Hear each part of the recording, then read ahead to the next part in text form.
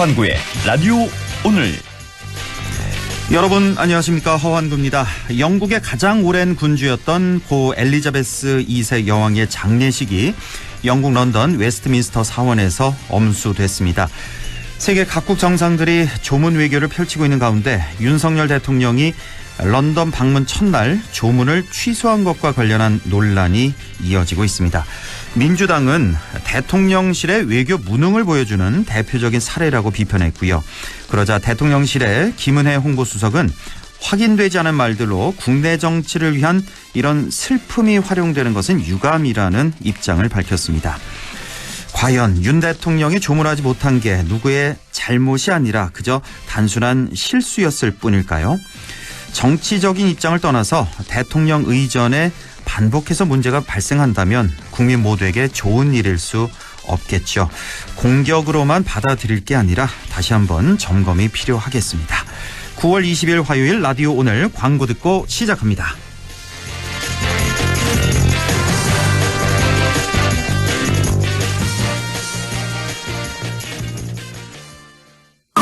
LG화학의 친환경 소재 브랜드 렛제로. 자연의 흔적을 제로로. 지구의 부담을 제로로. 환경에 해로운 것부터 탄소 배출 순 증가율까지 제로로. LG화학이 렛제로의 이름으로 화학의 방향을 바꿉니다. LG화학 렛제로. 자, 던졌습니다. 돌직구인가요? 이건 처음 보는 철직구네요. 돌직구보다 빠른 주문과 배송 속도, 눈앞에서 확 떨어지는 가격까지. 이 놀라운 선수가 누구죠? 국내 최초 온라인 철강직구 쇼핑몰 스틸 1번가. 말씀하신 순간 철직구 더 가네요. 스틸 1번가. 렉스턴 스포츠와 가을 여행. 아들, 올가을엔 액티비티 딱. 어때? 아니, 엄마랑 힐링 여행이 딱일걸? 오, 둘 다 좋은데? 가을 여행엔 온 가족이 만족할 렉스턴 스포츠가 딱. 넓은 데크가 준비돼 있으니까.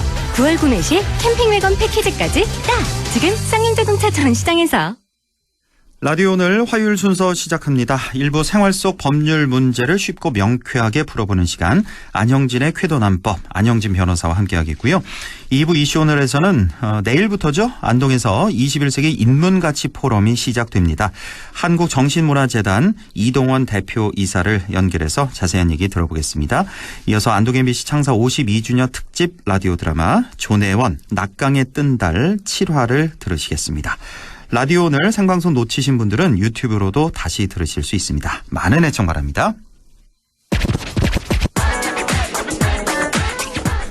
네, 쾌도난법 시작합니다. 오늘도 안형진 변호사와 함께하겠습니다. 변호사님 안녕하십니까? 네, 안녕하십니까? 예, 오늘 아주 시의적절한 그런 내용 준비를 하셨네요.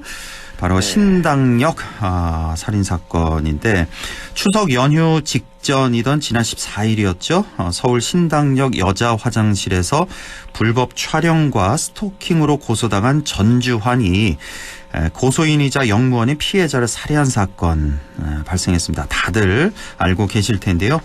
많은 시민들 피해자 추모했고 한편으로는 다시는 이런 참혹한 범죄가 발생하지 않도록 제도를 확실히 정비해야 한다는 의견을 많이 내놓고 있습니다. 정치권에서도 스토킹 처벌법 개정 등 해결책 마련에 여야가 오랜만에 한 목소리를 내고 있는데요. 우리 안형진 변호사가 일단 이번 사건 개요에 대해서 좀 말씀해 주시죠. 네, 우선 그 피해자와 유가족분들에게 깊은 위로의 말씀을 드립니다. 네. 일단 이 사건의 발단과 경과를 살펴볼 필요가 있는데요. 네. 가해자가 이제 2018년에 서울교통공사에 입사했고 신입사원 교육에서 피해자를 처음 만났다고 합니다. 네. 입사 이듬해인 2019년 11월부터 2021년 10월까지 약 2년 동안 내내 가해자는 350여 건의 문자 메시지와 전화로 피해자에게 만남을 강요하고 또 피해자 영상 등을 유포하겠다며 피해자를 협박했는데요. 예. 그래서 2021년 10월 작년이죠. 피해자는 가해자를 성폭력 범죄 처벌 등에 관한 특례법 위반, 카메라 이용 등 촬영물 이용 협박 등 혐의로 고소를 했습니다. 네. 이제 그 후에 경찰이 가해자를 긴급 체포했고 검찰은 이에 따라 구속영장을 법원에 청구했는데 법원은 전 씨의 주거 공간이 일정하고 증거인멸 및 도주의 우려가 없다는 이유로 영장을 기각했습니다. 네. 그래서 이렇게 이제 기각이 된 후에도 가해자는 피해자에게 올해 초까지 약 20여 건의 연락으로 만남을 또 요구했고 피해자는 가해자를 올해 1월 같은 혐의로 재차 고소했는데요. 두 번이나 고소를 예, 했는데. 그 후에 이러한 혐의들로 재판이 진행되어서 지난달 18일이죠. 법원에서 검찰은 가해자에게 징역을 구형했고 예. 이제 9월 15일 날 선고가 예정되어 있던 상황이었습니다. 예. 그런데 판결 선고가 나기 하루 전이었죠. 이제 9월 14일 오후 9시경에 전주환은 1시간 10분 동안 위생모를 쓰고 피해자를 기다렸고 피해자가 신당역 여자장실에 영무원이 순찰을 돌아야 되니까 그 순찰을 돌자 따라 들어가서 흉기로 살해했다는 게 언론에 보도된 사건의 개요입니다. 예. 그 지난 9월 15일 예정되었던 1기심 선고가 9월 29일로 연기된 상태고 경찰은 현재 가해자에 대해 전주환이죠. 대해서 형법상 살인해서 그보다 좀 중한 특정범죄 가중처벌 등에 관한 법률 특가법상의 보복살인으로 이제 제명을 변경했다고 합니다. 살인해서 보복살인으로. 예. 특가법상 보복살인은 최소 10년 이상의 징역에 처하도록 규정하고 있어서 최소 징역 5년 이상의 형법상 살인죄보다 형이 더 무겁습니다. 살인죄는 징역 5년부터 시작하는데 예, 무기사형인데 예, 보복살인은 10년부터 시작을 하는군요. 그렇습니다. 징역이. 예. 그러니까 이 피해자가 얼마나 고통을 많이 당했습니까? 그러니까 19년 11월부터 시작했으니까 3년 동안 고통을 당한 거예요. 이 스토킹 그렇습니다. 범죄. 그러다 끝내 이제 목숨을 잃는 사건. 그러니까 이런 스토킹 범죄가 최근에 굉장히 많이 보도되지 않습니까? 이게 예, 맞습니다. 정말 이게 신고하지 않은 경우가 더 많지 않을까 저는 그런 생각이 들어서요. 예, 이게 최근에 보도가 많이 되고 있는데요. 그렇다고 해서 예전에 없었던 게 아니라 그렇겠죠. 보도가 안 된 거고 또 예. 형사적으로 처벌이 안 된 것일 뿐입니다. 예, 아주. 그래서 뭐 또 사회적으로도 뭐 자꾸 연락하고 이런 거 뭐 호감 포인인데 그래까지 해야겠네 이런 안이한 태도도 있었는데요. 예. 참 이게 문제가 없었다기보다는 이제 점점 드러나고 있는 거에 그렇죠. 불과하다라고 보는 게 맞지 않을까 싶습니다. 더 안타까운 게 이 지금 가해자 피해자 모두 지금 뭐 서울교통공사라 그랬잖아요. 여기 예, 입사 동기인데 예. 여기 들어가기 힘든 데잖아요. 공사자 들어가면. 그렇습니다. 무척 뭐 성실했던 뭐 그랬던 사람이라고 가해자도 마찬가지고. 예, 뭐 네. 그렇게 되는데 어떻게 이렇게까지 이게 사건으로 비화가 됐는지 너무나 안타깝고요. 예. 이걸 과연 좀 사전에 막을 수 없었는가 이런 논란이 지금 계속되고 있습니다. 이게 좀 어떤 문제점이 있을까요? 예, 그 몇 가지 주목할 부분이 있는데요. 그 피해자가 스토킹 등으로 첫 번째 고소를 하고 경찰은 가해자를 바로 긴급 체포를 했고 검찰은 구속영장을 청구했습니다. 예. 아까 말씀드렸듯이 법원은 영장을 기각했는데요. 1차 고소 때. 예, 그렇습니다. 예. 일각에서는 당시 법원의 영장 기각을 비판하는 견해도 있지만은 저는 이보단 그 사건 그의 경과가 더 중요하고 보는데요. 예. 즉 그 피해자가 그 후에도 계속된 스토킹에 대해서 추가로 고소를 하였다는 점입니다. 그렇죠. 2차 고소했다고 하셨잖아요. 그렇습니다. 아까. 이 보도에 의하면 2차 고소 당시에는 또 영장 자체를 청구하지 않았다고 하는데요. 이 점에 대해서 이제 수사기관이 현재 그 경위에 대해서 살펴보고 있다고 합니다. 그 앞으로 유사 사건이 발생할 때에는 법원이나 경찰 또는 검찰이 피해자에 대한 재범의 의료 부분을 좀 더 면밀히 볼 필요가 있다는 지적에는 좀 기기를 필요가 있고요. 예.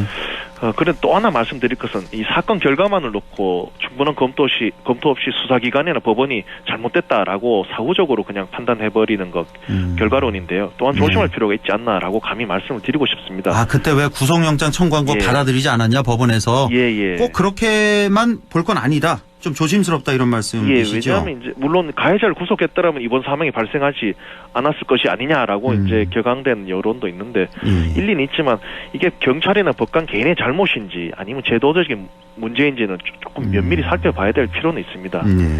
그래서 이제 일단 영장 재판 쪽으로 들어가 보면요. 예.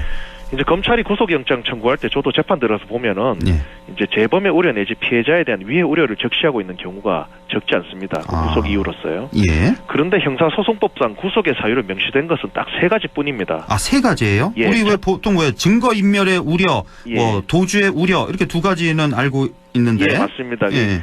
그 명문상은 일정한 주거가 없는 때가 있고요. 두 번째는 아까 말씀주신 증거를 인멸을 염려가 있는데, 세 번째는 도망하거나 도망할 염려가 있는데, 이렇게 세 가지가 있습니다. 아, 그러니까 일정한 주거가 없는 때도 구속 사유가 되는 거군요. 그렇습니다. 주거 불분명. 예, 그렇습니다. 그래서 이 피해자는 위해 내지 재범의 우려는 법률상 사유는 아닙니다. 구속 사유가 안 되는 거군요. 예, 그래서 재범의 영장 우려가. 실질 심사 때 법원이 이 부분을 적극적으로 고려하기에는 법조항상 요건상의 한계가 없지는 않습니다. 사실 물론 감안은 해주는데요. 그래서 뭐 입법론으로는 구속영장 발부 요건에 재범의 우려 내지 위해 우려를 요건을 좀 추가하든지 참작 요소를 하던 걸 명문화하자, 이런 거에 대해서 좀 지금 이 기회에 좀 검토할 필요가 있지 않나 생각도 들고요. 일리가 있어 보입니다. 예, 이 말씀은. 예. 둘째는 그렇습니다. 범죄 이후에 가해자가 피해자의 정보에 접근하는 것을 막을 필요성이 있다는 점입니다. 예. 뭐냐면 보도에 의하면은 이제 가해자가 서울교통공사 내부망에 접속해서, 보통 회사들은 직원들끼리 어디인지 다 체크할 수 있다 아닙니까? 그렇죠. 그래서 이분도 이제 이 가해자가 서울교통공사 내부망에 접속해가지고 피해자가 어디에 근무하고 있는지를 알아내었다고 합니다. 그러니까 이게 해고된 후에, 그렇죠? 해고된 후에도 알아냈다 그러잖아요. 예, 어디에 근무하고 있는지, 또 어디에 주거하고 있는지도 알아냈다고. 그래서 이런 하던데. 좀 어떤 그런 개인정보 보호 문제나 회사 내부 정보 보호에 있어서는 차제 스토킹으로 신고된 경우는 회사 내부 직원 조회에 접속하는 걸 차단하는 등의 어떤 조치를 좀 더 강화할 필요가 있지 않나, 이런 어떤 지적도 있어 보입니다. 그러니까 이게 참 이 스토킹 범죄, 이거 정말 가볍게 볼 문제가 아닌 것 같습니다. 그 피해자가 아닙니다. 당하는 고통이 너무너무 심하거든요. 이게 맞습니다. 보통 이 스토킹 피해 같은 경우는 오랜 기간 고통을 당하다가 끝끝내 그때 가서야 아주 엄청난 고통을 당하고 나서야 신고하게 되고, 신고하고 나서도 이게 처벌이 그렇게 쉽지가 않고요. 생각보다. 이게 스토킹 범죄가 사실 생판 모르는 사람들끼리도 일하기도 하지만 주로 이제 어떤 같은 직장 내라든지 학교 내 이런 어떤 생활권을 같이 하는 사람들 사이에 일어나다 보니까 굉장히 참고 참다가 하는 경우도 있고요. 그래서 제가 드리고 싶은 말씀은 좀 어떤 그런 회사 내부나 학교 내부에 스토킹까지 가지 않더라도 이런 어떤 문제를 해결할 수 있는 조직이나 기관이 조금 있어서 미연에 좀 이게 해결한 게 맞지 않나 생각도 회사 내에도 너무 몇 년 참다가 하면 뭐합니까? 사람이 이미 지시라 그러면 사투리죠. 너무 고통에 절었는데요. 그렇죠. 그런 생각 좀 했습니다. 그러니까 각 회사 내에서도 이런 걸 좀 스토킹 범죄를 좀 담당하는 그런 부서. 그래서 초기에 미연에 좀 이렇게 좀 상담을 방지할 통해서 수 있는. 그렇죠. 좀 이렇게 범죄나 어떤 그 언저리에 가기 전에 미리 좀 단계 싹이 텄을 때 좀 해결하는 게 좀 논의가 필요하지 않나, 이런 생각도 이번에 해봤습니다. 그래서 지금 정치권에서는 이 스토킹 처벌법, 이 처벌을 좀 강화하자, 이런 목소리 많이 나오고, 왜 반의사 불벌죄 이것도 폐지하자, 이런 얘기가 지금 많이 나오고 있네요. 맞습니다. 이번 사건 계기로 이 유사 사건의 재발 방지를 위해서 시스템적인 검토가 필요하다는 점에서는 국민 누구나 동의할 겁니다. 그런데 정치권은 매번 그렇듯이 사건 발생하면 여론이 들끓이니 뭐라도 내놓아야 된다라는 생각에 설익은 대책을 마구 경쟁적으로 쏟아놓고 또 잠잠해지면 땜질식 보여주기식 대책만 내놓고 다 몰라라 하는 경우가 많았는데요. 예를 들자면은 지난번 우리 경북도 그렇고 체육회 내부의 성폭력이라든지 가혹행위로 인한 자살 사건이 있었습니다. 그때 온 나라가 난리가 났었는데 지금 돌아보면은 과연 어떠한 제도적 대책이 강구되는지 보면은 고개를 이렇게 갸뚱할 수밖에 없는데요. 이런 경우가 참 많습니다. 그래서 선진국을 좀 보면요, 중대 사건이 발생하면 우선 그 진상을 규명하기 위해서 공무원, 전문가 등이 모인 위원회를 구성을 일단 합니다. 그리고 실질적인 권한을 주고 수년에 걸쳐서 조사를 하고 그 대책을 이제 마련해서 그런 연후에 국회나 정부에 보고서를 제출합니다. 그리고 이게 정책에 반영이 되고요. 또 백서를 발간해서 사건 전모와 대책을 투명하게 공개하고 역사에 공식적으로 기록을 남기는데요. 이걸 보면 어떤 사건, 중대 사건이 발생했을 때 우리 사회나 정부가 대응하는 그 매뉴얼이 딱 정해져 있고 정말로 실질적으로 가동을 하는 거죠. 그게 선진국이구나 싶은 건데 우리는 조금 아쉬운 점이 많습니다. 우리처럼 냄비에 물 끓이듯이 후루룩 해놓고 여론 관심 시금은 안 하고 이런 식은 아닌 거죠. 또 그렇습니다. 언론도 늑장 대책이다, 손 놓고 있어라는 자극적인 기사를 좀 쓰는 경우가 있는데 정치권의 정부에서도 일단 이런 상황이니까 뭐라도 내놓고 좀 잠재해보자, 이런 심리가 발달하는 측면도 있는데요. 그렇겠네요. 좀 이번 계기로 좀 반성적으로 서로 돌아볼 필요도 사실은 있습니다. 다시 이 사건으로 돌아오자면요, 이렇게 생각해볼 수 있을 것 같아요. 만일 스토킹 처벌이 지금보다 굉장히 높았다면은 과연 이 사건이 발생하지 않았을까. 저는 그렇게는 보지 않습니다. 이미 사람까지 죽일 생각에서는 처벌을 신경 안 쓴다는 거거든요. 아, 그렇죠. 예. 그리고 또 만일 스토킹 범죄가 반의사 불법죄가 아니었다면 가해자가 이번 사건을 하지 않았을까요? 그렇지는 않을 겁니다. 이제는 이 정도 되면 이제 정신적으로 물불 안 가리고 처벌이든 뭐든 간에 한다 이 정도 사안이어서 그렇죠. 뭐 가해자를 뭐 중하게 처벌하거나 뭐 반의사 불법 처벌을 폐자 이거는 솔직히 해결책은 아닌 측면이 있고요. 예. 그렇습니다. 이제 뭐 문제가 발생하면 제일 쉽고도 해결책이 되지 않은 논의가 처벌 상향론 등인데 이번에 또 똑같은 내용이 반복되고 있습니다. 안타까운 사실이고요. 예. 그렇습니다. 이 스토킹 범죄는 다른 범죄랑 달리 좀 집착성 범죄입니다. 그렇죠. 다시 말해서 재범 위험성이 많습니다. 그렇죠. 그래서 일단 뭐 굳이 제도적으로 말씀드리자면 일단 발생한 경우에는 다른 범죄와 좀 차별을 둬서 가해자 위치를 경찰 내부적으로는 좀 알 수 있게 해서 만일 피해자에게 일정 정도 가까이 지면은 자동으로 피해자에게 통보해주는 제도 등을 좀 마련하는 게 맞지 않나. 사실 이게 있었으면 이번 사건도 막을 수 있었겠죠. 그렇죠. 그래서 이런 제도를 마련하면서는 뭐 개인정보보호법이라든지 기존의 형사사법 체계 전반에 개혁이 필요해서 시간이 많이 걸리는 건 사실인데요. 예. 그럼에도 불구하고 이제 충분한 조사 검토를 통해서 옳은 제도를 만들어 가자는 점이 중요하다는 점을 정치권에 말씀드리고 싶고요. 예.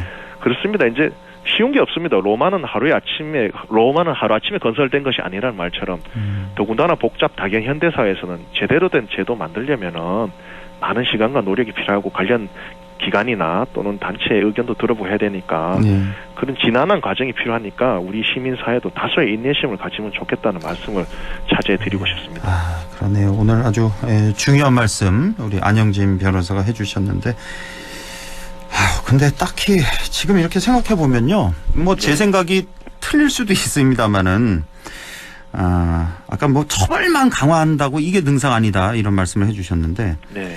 현실적으로 왜 아주 고의성이 있는 그런 악질 범죄 있잖아요. 흉악 범죄 이런 거. 뭐 스토킹 범죄라든지 아동 성범죄도 생각나고 뭐 보복살인, 연쇄살인, 뭐 방화 이런 거. 이건 완전히 고의성이 있는 거잖아요. 100%. 이런 범죄는 좀 지금보다 훨씬 처벌 강도를 좀 저는 개인적으로 좀 높였으면 좋겠어요. 왜냐면은 이게 우리 항상 이 처벌 강화하자 할 때 뭐 피의자의 인권 뭐 강조하고 그러잖아요. 네. 근데 사실 그 피의자, 이 범죄자, 이쪽의 인권도 뭐 중요하지만 그 피해자, 또 피해자 그 가족들, 평생 겪을 그 가족들의 피해, 또 그 뭐 친구들, 뭐 인권도 훨씬 더 존중받아야 되지 않을까, 중시해야 되지 않을까. 저는 개인적으로 처벌을 좀 많이 강화했으면 좋겠어요. 이런 용서받을 수 없는 범죄들 있잖아요. 이런 것들에 한해서. 예, 그런 점도 맞습니다. 참 이게 어려운 문제인데요. 좀 뭐 예를 들면 싱가포르처럼 어떤 형벌 체계를 굉장히 강화한다든지 아니면 뭐 심지어 태형을 도입해서 하자든 그런 한번 맞으면 정신 차린다 이런 좀 그런 논의도 있습니다만은 일단 지금 참 그런 여러 가지 참 고뇌가 있는 상황은 맞습니다. 정말 정말 어렵고 혹시 확실한 거는 지금 기존처럼 우리가 어떤 사회적인 문제가 발생했을 때에 빨리빨리 해결하려고 했다가 지나면 그냥 놔둬버리고 이런 게 계속 반복되어 왔는데요. 이제는 그러면 안 되고 좀 사회 중지를 모으고 정말 위원회 자꾸 만드는데 그런 허수아비 위원회 말고 제대로 된 위원회 만들어서 집단지성을 정말 활용하는 게 중요하지 않나. 이번에 좀 자제 좀 제대로 좀 해야 되지 않나. 시간이 걸려 그런 생각을 자꾸 해보게 됩니다. 혹시 궁금해서 좀 여쭤보는데 안영진 변호사 개인적으로 이런 스토킹 범죄 혹시 다뤄본 사건이 있었나요? 지금까지? 예, 저는 다뤄본 적도 있고 뭐 유사하게 겪어본 적도 있는데요. 참 이게 그런 생각을 하는데요. 초반에 이 범죄가 되기 전에 좀 이런 거를 좀 상담하고 좀 이렇게 아까도 말씀드렸지만 이게 점점 더 심해지거든요. 그렇죠. 그래서 직장 내에서도 사실 누가 이거 신고가 하면 서로 불편하니까 참습니다. 처음에는. 그렇죠. 뭐 성범죄도 유사한 경우인데요. 조금 이래 그래서 그 예전에 돌아가신 국군분도 그랬잖아요. 처음에 참다가 안 돼가 이제 신고하고 했는데 여중사. 이런 어떤 내부에 직장이나 좋게 해결할 수 있는 그런 누가 누굴 해야 하는 그런 단계가 아니라 서로 해결을 해보자 좋게 이런 좀 그 시스템이 마련되는 게 좀 필요하지 않나 이런 좀 생각을 해봤습니다. 자, 지금까지 안형진의 쾌도 난법 안형진 변호사와 함께했습니다. 고맙습니다. 네, 감사합니다. 네, 라디오 오늘 2부에서 뵙겠습니다.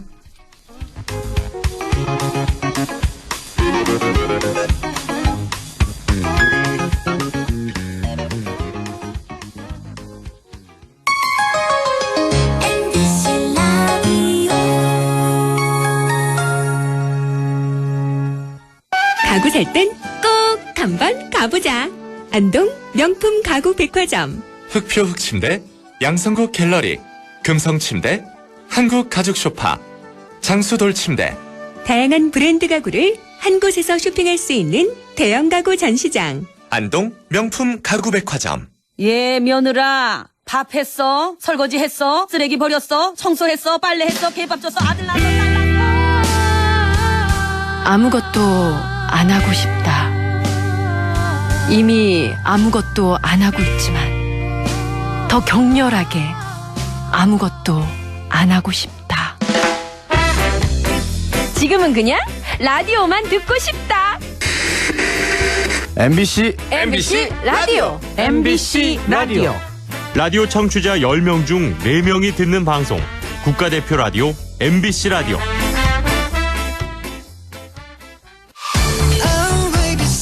당신은 무슨 세대인가요? 트로트를 좋아하는 10대 김유나 양은 X세대? 랩을 좋아하는 60대 조영구 할아버지는 MZ세대? 회식도 업무만큼 중요하다는 20대 정수진 양은 Y세대? 욜로를 주장하는 50대 유튜버 정수길님은 Z세대? 그럼 정감 있는 손편지가 좋다는 30대 최연아 씨는? 웹툰을 즐겨보는 40대 이용진 씨는? 세대의 알파벳에 편견을 갖지 마세요. 개인의 차이는 있어도 세대 차이는 없으니까요. 우리는 같은 시대를 살아가는 세대입니다. 공익광고협의회. 마음을 열어줘. 다가가 나 속삭이도록 언제나 내 생각으로 행복해야 해요.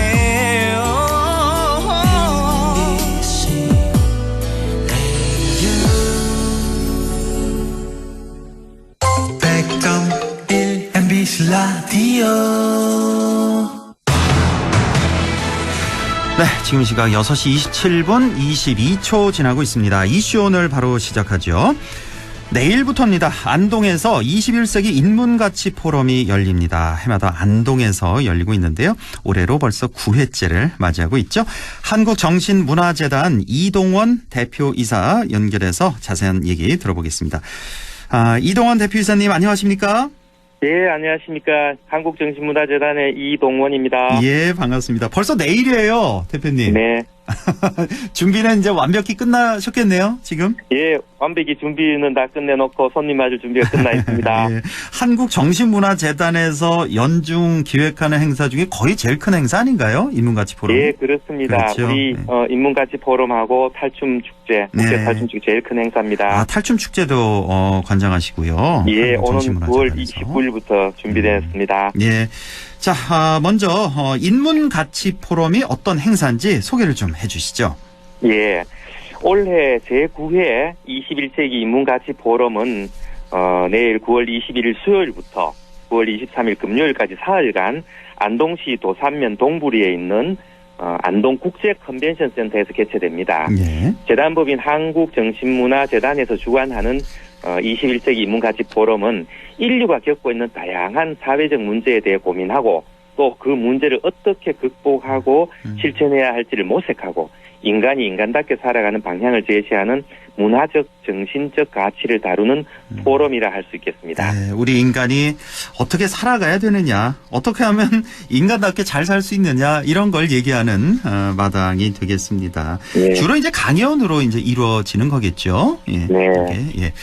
자, 인문가치 포럼이 이제 2014년에 시작이 돼서 올해로 9년째를 맞이하고 있는데 그동안의 성과 뭐라고 볼 수 있을까요? 예.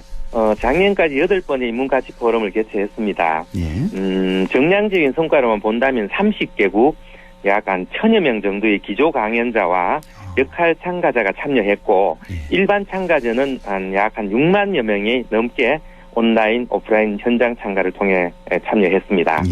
다만 이 국제 포럼이 몇 명이 참여했냐에 따라 성공이냐 실패냐 따질 수는 없지만 인문가치 포럼이 단일 포럼으로서의 한계를 넘어 국비, 도비, 시비 등 각종 보조금과 기부금을 통해 지역경제 활성화에 미친 영향도 지대하다고 생각합니다. 그리고 지난 8년간 수많은 세션에서 다양한 인문가치에 대해 논의하고 그 논의에 대한 결과로 8번의 안동선언문을 채택했습니다. 이 안동선언문에는 인류의 위기와 사회적 문제를 보편적 인문가치로 해결할 여러 실천 방안들이 들어있습니다. 올해부터는 인문가치 포럼이 안동국제 컨벤션 센터에서 개최됩니다. 저희 21세기 인문가치 포럼과 안동국제 컨벤션 센터가 함께 마이스 산업 육성에 보탬이 되어 안동의 경제가 더욱 활성화될 수 있도록 노력하겠습니다. 올해 인문가치 포럼의 주제가 바로 대전환, 그 너머의 세상, 인류를 위한 질문인데요. 좀 풀어서 해석을 좀 해주셔야 될 것 같은데요. 아직도 지속되고 있는 코비드-19 팬데믹이 인류 사회의 단절과 함께 사회적 갈등과 양극화를 심화시켰다고 봅니다. 그리고 산업화에 따른 환경 문제, 4차 산업혁명과 함께 찾아온 팬데믹은 비대면 기술 사회의 시작을 더욱 앞당겼죠. 이에 따라 사회, 경제, 환경, 문화, 교육 등 다양한 변화가 팬데믹 이전 사회의 가치관을 넘어 새로운 가치관을 요구하는 대전환의 시기를 맞이했다고 생각합니다. 올해 이제 9회 21세기 인문가치 포럼에서는 이러한 변화와 위기 시대 앞에서 우리 인간이 어떻게 살아갈 것인가에 대해 함께 고민하고 토론하는 과정에서 새로운 실마리를 찾을 수 있을 것입니다.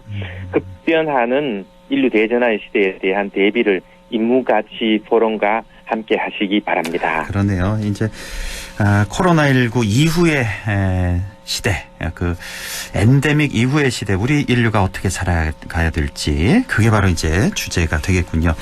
자, 개막식에는 이제 전 국무총리로 이제 많이 알려진 김황식 호암재단 이사장이 기조 강연을 한다고요? 예, 그렇습니다. 내일 수요일 오후 4시부터 시작되는 개막식에서 대한민국 진정한 선진국으로의 길이라는 주제로 김황식 전 총리께서 기조 강연을 하십니다. 기조 강연의 주요 내용으로는 산업화와 민주화에 따른 부작용에 대한 요인들을 분석해서 개선할 방안을 제시하고 비로소 진정한 선진국이 되기 위한 대안으로 보편적 인문 가치가 함께 해야 하는 그 이유에 대해서 강연해 주실 계획입니다.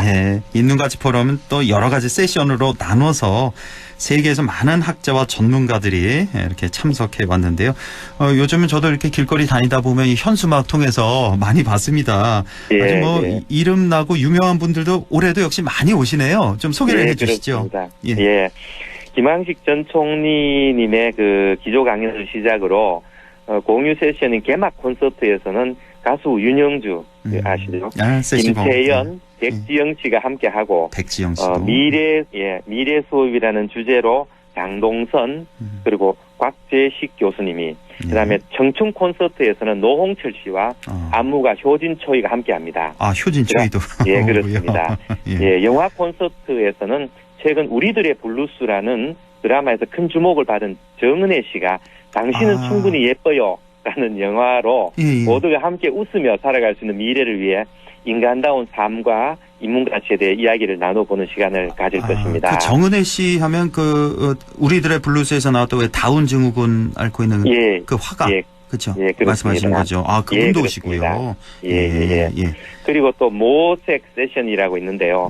거기서는 다양한 사회적 문제하고 미래 사회 그리고 인간의 조건에 대해 알아보는 시간을 가지고 또 다른 또 구현 세션이라고 있습니다. 여기서는 사회적 실천, 새로운 세상, 지속 가능한 삶에 대해 모두가 함께 논의하고 토론하는 시간을 가질 계획입니다.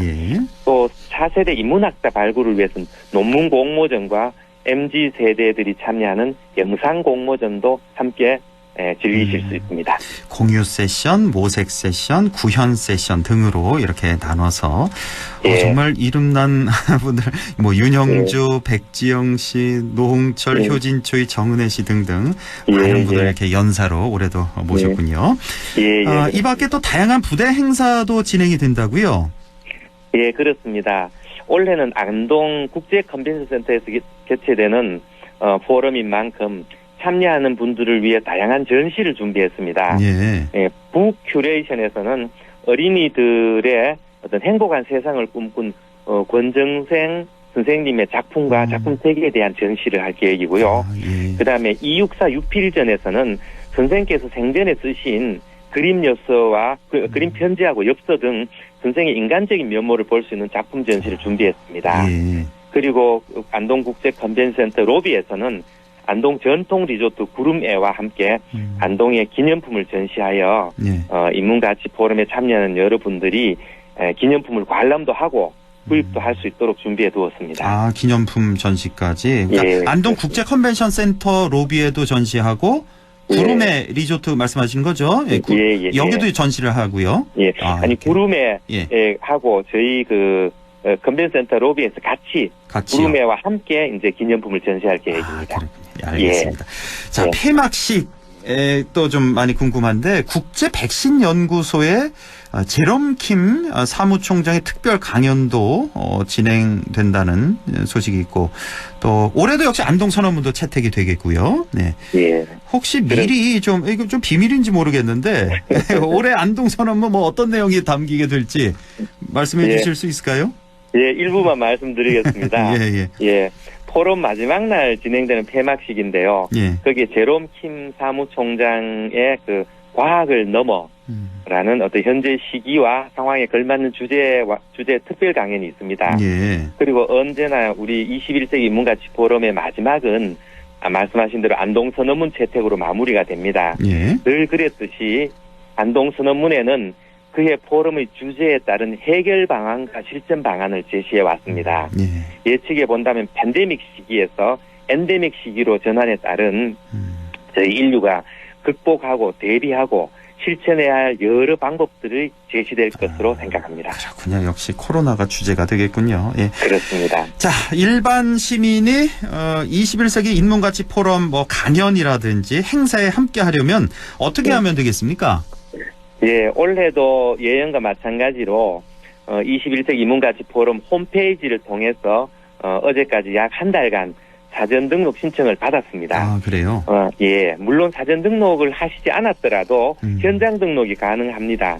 그래서 인문가치 포럼에 참여하시고 싶은 분이 계신다면 안동국제 컨벤션 센터로 오시면 됩니다. 그래서 현장에 만약에 직접 오시지 못한 분이 계시면 21세기 인문가치 포럼 홈페이지와 유튜브를 통해 실시간 온라인 생중계를 진행합니다. 그래서 국내외 여러분께서 많이 참여하실 수 있으니까 참여를 기대하겠습니다. 안동 국제 컨벤션 센터로 가시는 게 제일 좋겠고요. 여기 시설 어마어마하죠. 저 아직 직접 못 가봤는데 시설 좋죠. 꼭 이번 인문가치 포럼에 오셔서 우리 컨벤션 센터 시설도 보시고 그다음에 그 안에 들어있는 그 강연 내용 즉 소프트웨어도 보시면은 아마 앞으로 우리 컨벤션 센터의 역할, 그다음에 기능에 대해서 많은 희망을 가지게 되실 것입니다. 꼭 와서 봐주시면 고맙겠습니다. 안동 국제 컨벤션 센터로 가시든가 아니면 못 가시는 분들은 유튜브에서 또 온라인 생중계도 하니까요. 여기도 많이들 참여해 주시기 바랍니다. 자, 오늘 말씀 잘 들었습니다. 지금까지 한국정신문화재단의 이동원 대표이사였습니다. 고맙습니다. 감사합니다.